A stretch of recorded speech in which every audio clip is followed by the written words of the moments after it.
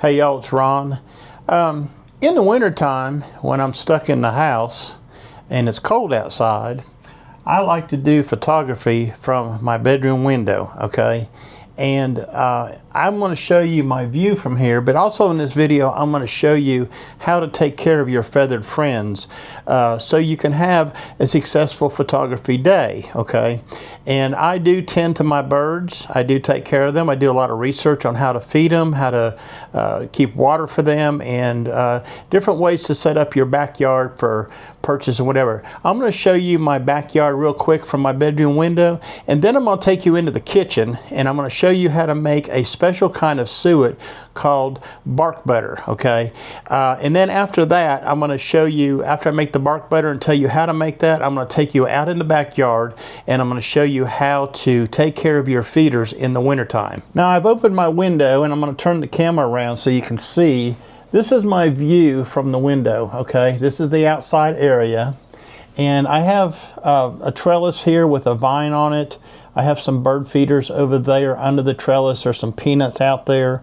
And there's another feeder that has mealworms. And you'll see that later on in this video when I go outside to fill those feeders up.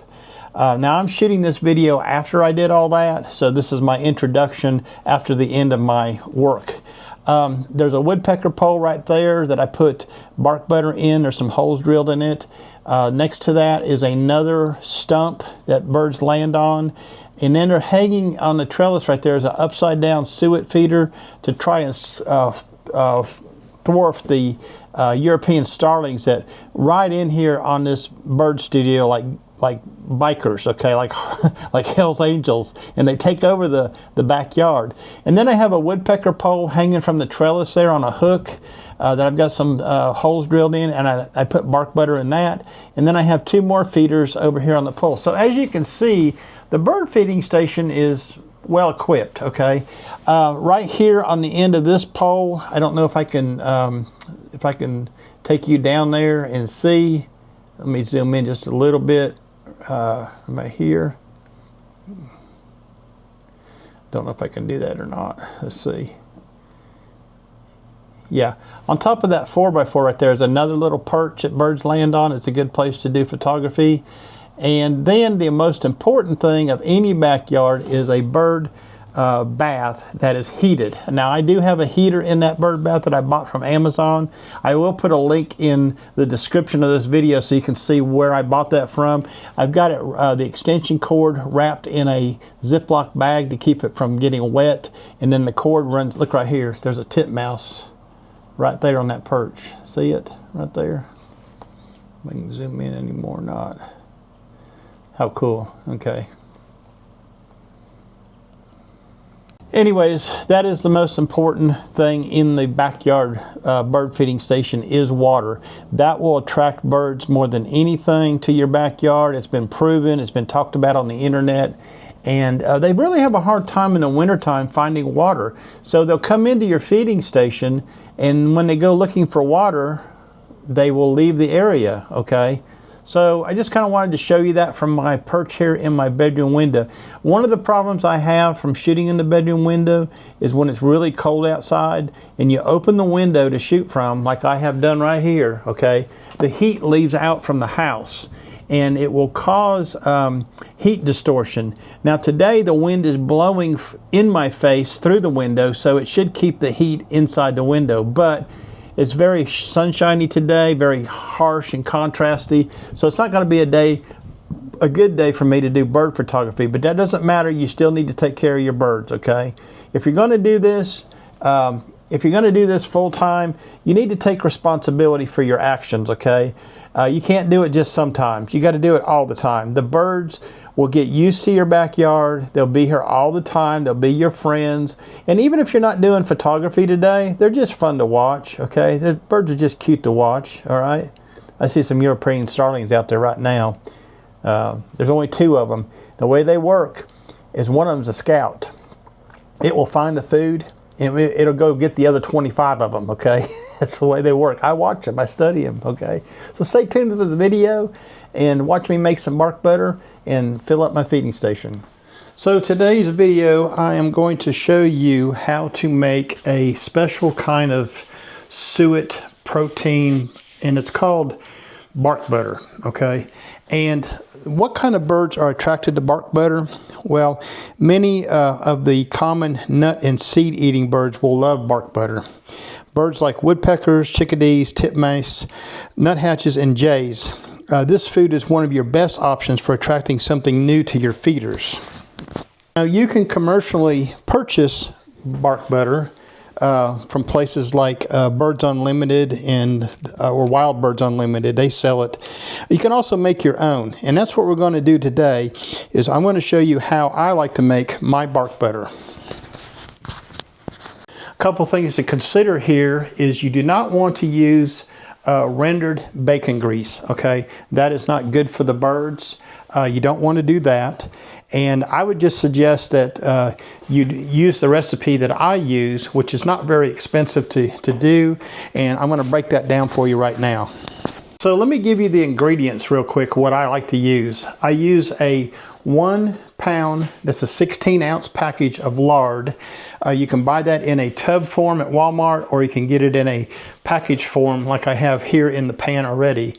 I use 16 ounces of creamy peanut butter, and I try to buy the natural if I can, because it doesn't have any added sugars. But the amount of sugar added to this is an off-brand here. It costs about $2. Okay, the lard costs about $2 also. In addition to that, I will be using some yellow cornmeal, and make sure you do not get the self-rising kind. You just want old-fashioned cornmeal, yellow cornmeal. I will probably put some quick oats in there. Okay. Not a whole lot, but not the long cooking oats, but the quick oats. And I bought this from Walmart. It's a great value brand. And I'll also, what I did is I went to Rural King and I bought some peanuts to feed the birds with. They sell peanuts there in the seed section. So I stuck some of those in my Ninja and kind of ground them up. Now this is a new addition to my bark butter. And what you're going to do is you're going to melt the lard and the peanut butter on a low heat. You don't want to scorch it or burn it, okay? You can burn the peanut butter. So I'm going to put the peanut butter and the lard into the pan, and I'm going to turn the heat on low. So I've got the heat turned on low, and I have my lard in my pan. That's another thing too I forgot to mention. Get you a saucepan from Walmart or somewhere that you don't care about, Teflon coated. This is a 3-quart saucepan, and it'll handle this amount just fine for me. Now, the 16 ounces of peanut butter and the 16 ounces of lard, it's just about the perfect recipe for me. I kind of just guess at my dry ingredients. What I'm trying to do is I like my bark butter to have a consistency of like peanut butter, where you're spreading it out on your log outside. And I'm going to show you how I apply it outside when I get this all made and solidified. I increased the heat to about medium, but now what I'm doing is I'm going to put the peanut butter in with the lard, okay? And you want these to be melted together really well, stirring frequently as they're melting, okay, together, okay, before you add any dry ingredients whatsoever. I'm going to get this started, and then I'm going to show you how I measure the dry ingredients. Like I said, the more dry ingredients you include, okay, the stiffer your bark butter will be, and the harder it will be to spread it once it solidifies, okay? What you're doing is you're melting all this stuff down, and you're going to combine it. Then you're going to pour it in a container and let it set. I like to put mine over in my pantry for 24 hours, and it'll solidify to where you can have a consistency that it will spread on your log. Now the container I use is an old Tupperware container, and it's a 2-quart Tupperware container, and I'm able to put every bit of this mixture into this. And then I use a small little spatula when I want to use this out on my bird feeder area. So that's what I use to put it in after it melts and I get it all combined together. Okay, we're going to let this melt down, and next thing I'm going to do is measure out my dry ingredients. Okay, so I have an 8-cup measuring cup from Pampered Chef. Okay, pretty nice, glass. And I'm going to pour the dry ingredients into here, but I'm going to measure them with a smaller measuring cup. So I have a 1 cup measuring cup, and I'm going to start with the ground up peanuts, because that right there, oops, that didn't meant to happen. Spilt some on the floor. I got about 2 cups of that, okay? And then I'm going to add probably about a cup or a cup and a half of the cornmeal. Let me get this package opened here. Now, one thing about it, when you're mixing this all together, what I do is take the pan off of the stove and put it in the sink, and then I'm able to mix the dry ingredients. So if I happen to spill some, like I just did, on the floor, so I'm going to put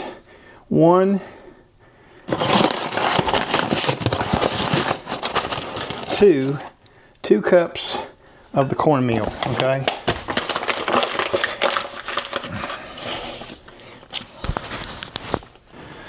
So the ingredients, my dry ingredients, just to go over what I have in there, is 2 cups of the corn flour,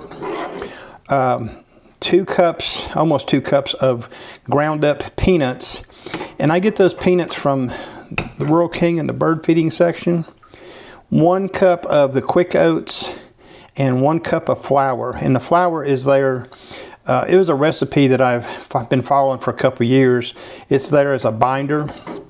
Okay, I don't think there's any nutritional value. But what is flour anyways? It's ground up wheat, right? So anyways, we have turned the heat down now on this stove. I got it started. I'm down to a simmer or a low number 2. You just want to melt this real slow. Don't get in a big hurry. And let's get this all completely melted. And then we're going to mix all the dry ingredients in with it. I'll let that sit for a minute and get my sink ready.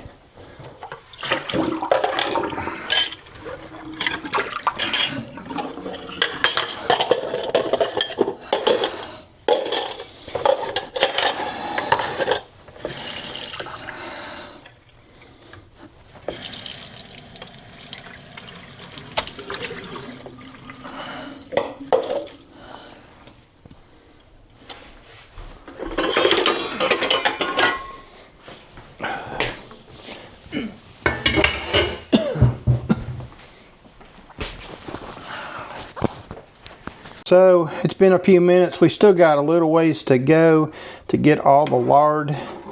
Remember what I said, don't use bacon grease. Some people want to use rendered beef. I think that they may have some chemicals in that are not good for the birds. I'm not sure, I've kind of read that somewhere. So I just use plain old lard. It's readily available at any store in the baking section, 16 ounces. 16 ounces of creamy, natural would be nice, peanut butter, but I couldn't find any natural this time. All we're trying to do is limit the sugar in this mixture.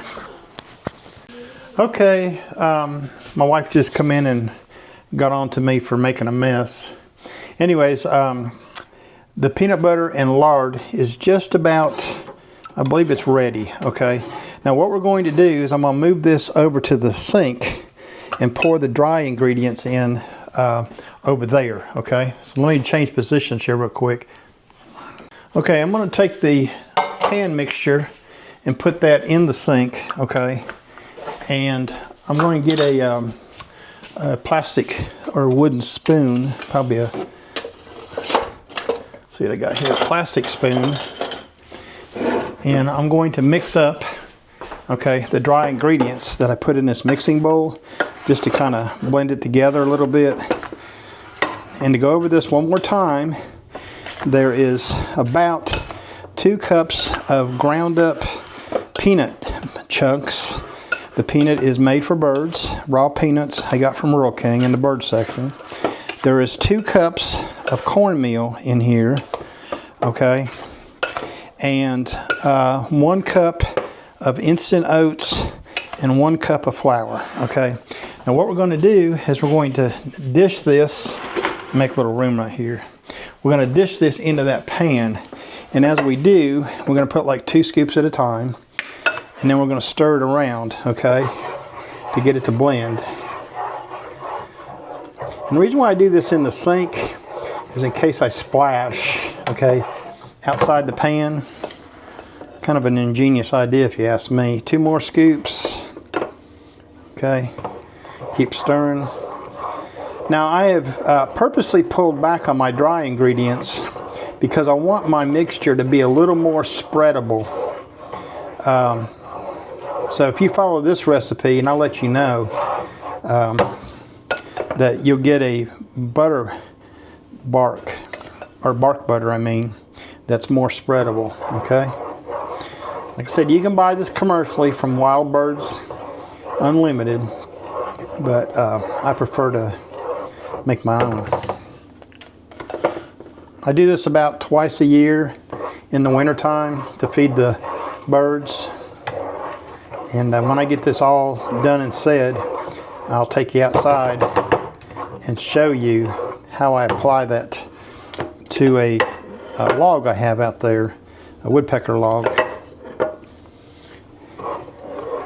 And it's starting to get thicker now, as you can see. I'm going to mix it real good.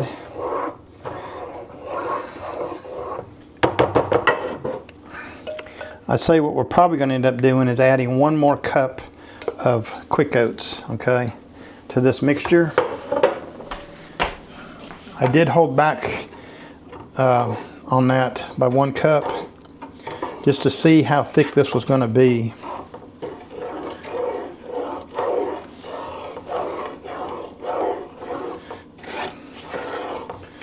Just remember the flour you use. What's that dark thing in there? Something in there.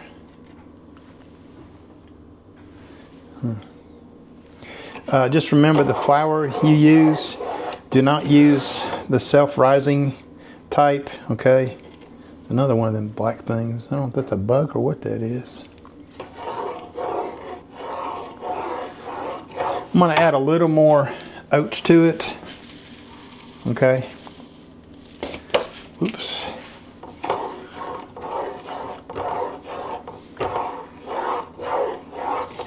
I'll put a recipe, what I used, in the description.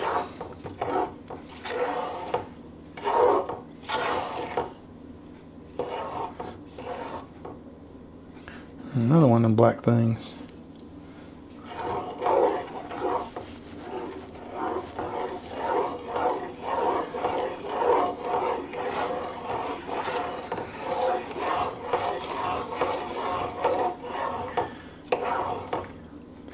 And once you pour this into the Tupperware thing, it'll take about 24 hours for it to solidify. Put a little more oats in there.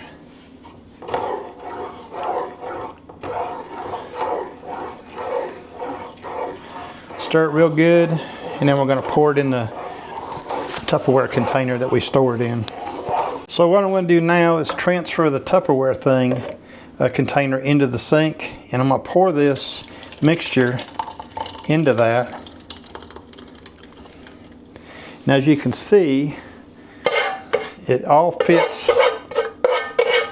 in a 2-quart Tupperware container. Now what I'm going to do is I'm going to place that container in my pantry and let it set for 24 hours to solidify. So that's how you make butter bark, okay? I'm sorry, that's how you make bark butter my way, okay? Like I said, you can buy this commercially from Wild Birds Unlimited. I like to make my own. And in the description of this video, I will put a list of the ingredients that I used and kind of how much I used of each ingredient. I did go over to about 2 cups of the quick oats. So basically what it was 1.5 cups or 2 cups of the ground up peanuts, that I was talking about, and then it was another 2 cups of the cornmeal, okay, not self-rising, just regular cornmeal, and there was about 2 cups of oats and about a cup of the flour, okay, in the mixture, and that's what I put in there this time, okay. I wanted it to be a little more like a peanut butter consistency so I could spread it on the log easier. If you get it too thick, then it's harder to spread, okay? It becomes like you gotta ball it up and make it into a ball and stick it in the holes of your woodpecker log. And I'm gonna take you tomorrow, after 24 hours, it's gonna take 24 hours for that to solidify. I'm gonna take you out back and show you how I apply the bark butter.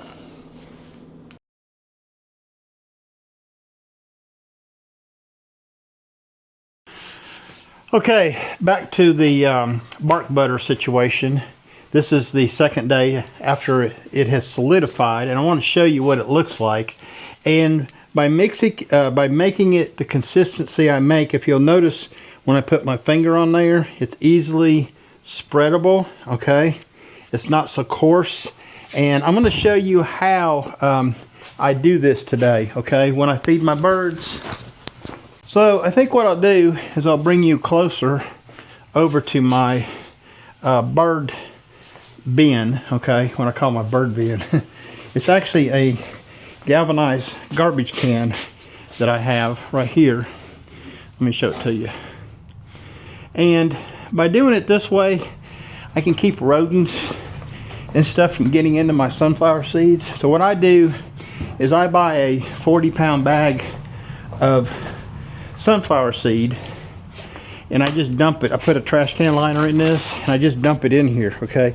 But in here, I keep all my other seed. So like I have my split peanuts from Rural King I get. Now normally they sell it in bulk, but recently they haven't had it. I get this bag of mealworms once a year for the bluebirds and the wrens. They like the mealworms. And then I use these tube feeders. I have 2 of them, so I rotate them out so I don't have to spend a lot of time outside filling it. So I leave it in the trash can when I fill it, and I use one of these scoops. I think I got this at Walmart one time. Anyways, and I just fill it up, and then I'll take it outside and I'll switch it out for the one that's hanging, okay? So the birds like the black oil sunflower seeds a lot. That is what I buy. I don't buy the wild bird seed that they sell. It's got the millet in it and everything else.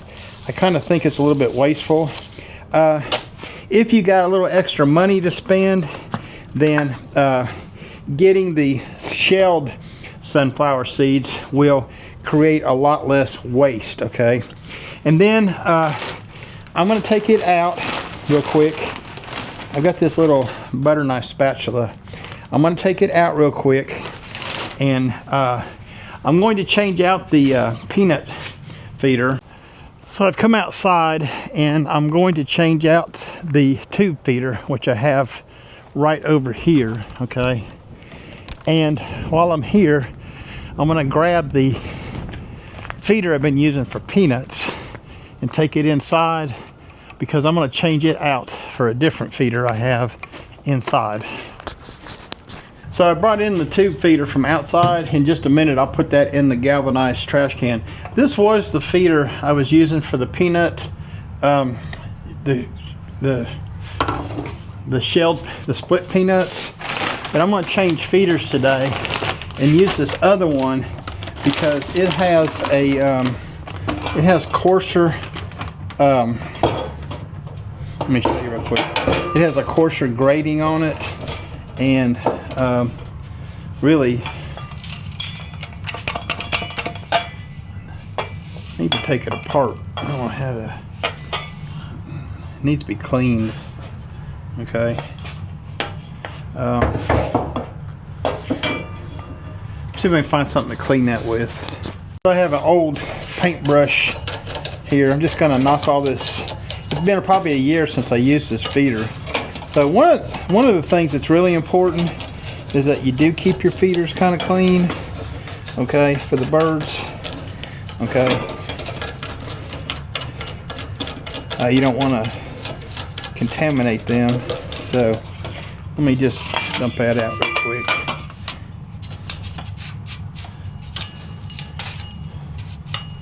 Like I said, it's been sitting inside here actually for about a year. So anyways, what I'm going to do is I'm going to pour, I got this measuring cup that I use, this plastic measuring cup. I'm going to pour the peanuts into there first. That way I can kind of control the flow a little bit into this without them going all over the floor. I'm going to go ahead and fill this up because the titmouse, the woodpeckers, I even think the European starlings like these. Now this was a 8-pound bag. I don't remember how much it cost me, but it's pretty comparable to what the bulk peanuts would have cost me to purchase. Okay, so I filled that feeder up and it's ready to go back outside.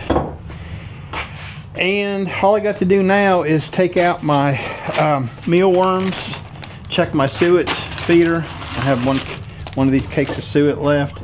So let me take this peanut feeder back outside and let me grab the mealworm feeder. Okay, so I have the mealworm feeder. Now, this is a feeder box that I bought off of Amazon, and I was having trouble last year with the European starlings getting into the mealworms. They like the mealworms too because they're protein. So this box is made, okay, so there's 1.5 inch holes on all 4 sides. It's made so only the bluebirds, and recently I've been noticing the wrens, they can get inside here and get some mealworm out, but the starlings and the other birds cannot get into it. Okay, let me find something to clean that out with. So yeah, I have to you got to clean these out every once in a while. There's some gunk in here where the glass slides in. Okay, and that's what this does. It has a top that opens. So the name of this is, the company name of this is that. Okay, like I said, I got it off of Amazon. If I can find a link from when I bought it, I will put it in the description of this video. What I try to do is I just open that up like that and throw some mealworms in, and I just throw a couple little handfuls in, not a whole lot, and you slide this back down, and then that's it. Okay, I'm gonna take that back out and I'm gonna hang that back up. So I have my mealworm feeder. I just hang it right here, okay, and shake it around, or not shake it around, have a place for the birds just to get in there. I got like a perch right here. There's my peanut feeder. We're gonna come over here and check the suet cake feeder, and it still looks pretty good. I think I'm gonna change it out though. Okay, let me go in and get a pair of clips and a suet cake to change that out. So I got this suet cake feeder mounted on this board. Okay, and I use a small zip tie to keep it closed since it's upside down. And I'm going to reuse this cake, okay, that I took out. Oh. This is wintertime bird feeding, okay. It got pretty cold last night. It's down to 0 here. Oh, great, it just dropped my zip tie. So I close that back up. And yeah, I know what you doing. Kitty cat's out here.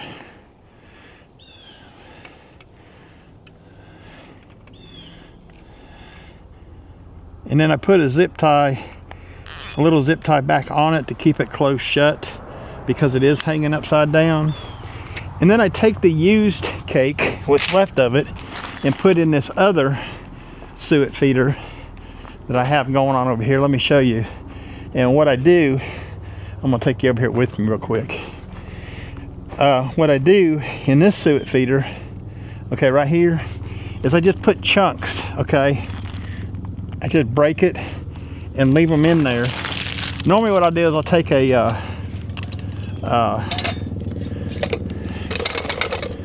normally I take to start out, take a suet cake and cut it into squares and put it in that feeder, because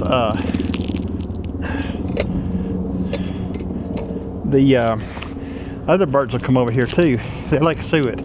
Now, the most important thing in the wintertime that you want to do is you want to get a heated bird bath like I did. Now, I need to put water in there. I got to go in the basement and get me some water. So there's a lot of thought put into this bird feeding situation, and I was decluttering my basement yesterday and I got a bunch of crap over there, but I'm gonna put this feed back in there. Oh, one more thing I got to add, I got to go out there and put some of this bark butter out so you can see how I do that. Okay, but right now I'm gonna scooch over here and get some water.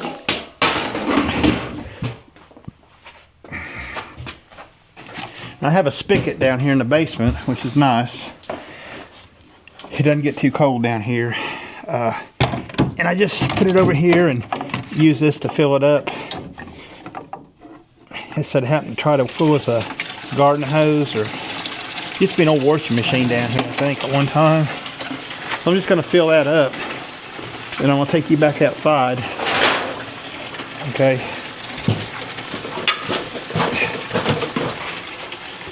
Got all kinds of obstacles in here. Well, that's the heater plug. Whew. I almost unplugged the heater plug. So I got the heater plug run outside through the old dryer duct port and put some steel wool in there to keep any rodents from trying to get in the basement. And that's what I run that heater with. This is the first year that I've had that heater in the bird bath, okay? Let me take you back outside, we'll go fill that up. I can't stress this point enough. Having a heated bird bath is very important in the wintertime, okay? And it's got a little ice in it, but it's supposed to get up to about 29 today. We'll see if some of that melts. Anyways, having water for the birds is the biggest attractant in the wintertime, okay? That's a cool idea right there.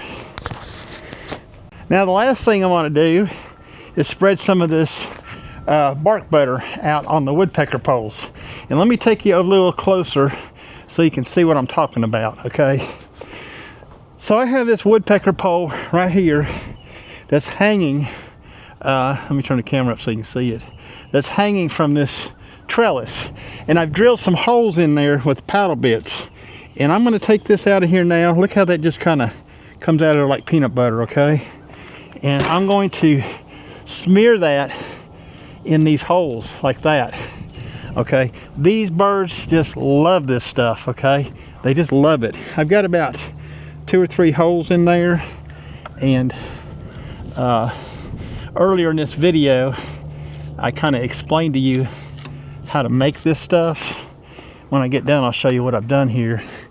There's about 3 or 4 holes in this thing, and they just come in here and love it, okay? This is probably better than store-bought suet cakes, in my opinion. Is it any cheaper?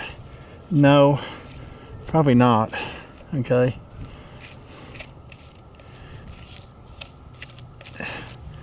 So that's one. Now I've got some more holes drilled over here.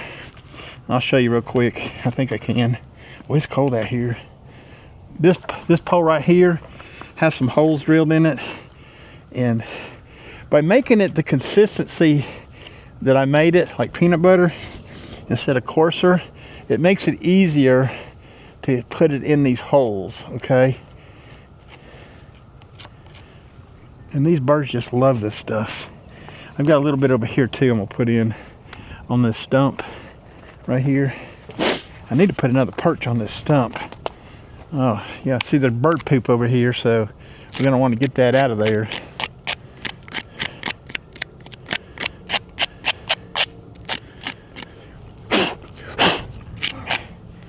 Yeah, so I made a little slit in this log, okay? So when I do my photography, you can't see this stuff. Boy, this is smearing on really nice. Okay, this is cool. Okay, I do this about once a day. Bring some of this out. Okay, the birds really love it. I need to find a perch right there and put on. Well, the ground's kind of frozen. I stuck that hook in the ground with a perch on it near there to try to get some other photographs of birds landing on that perch. Anyways, that is pretty much what I'm doing today for this backyard feeding station. And I may add another perch over there if I can find one. So I have this lid, okay, for this Tupperware thing. I'm gonna put on there, okay, and stick it back in the galvanized trash can where all the feed is.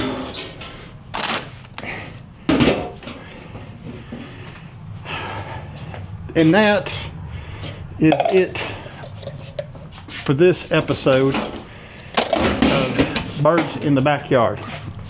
I have showed you how to make bark butter. I've showed you how to feed your birds in the wintertime. And that's about all I wanted to show you in this video. Thanks for watching, and we'll see you next time in another episode of Backyard Birds.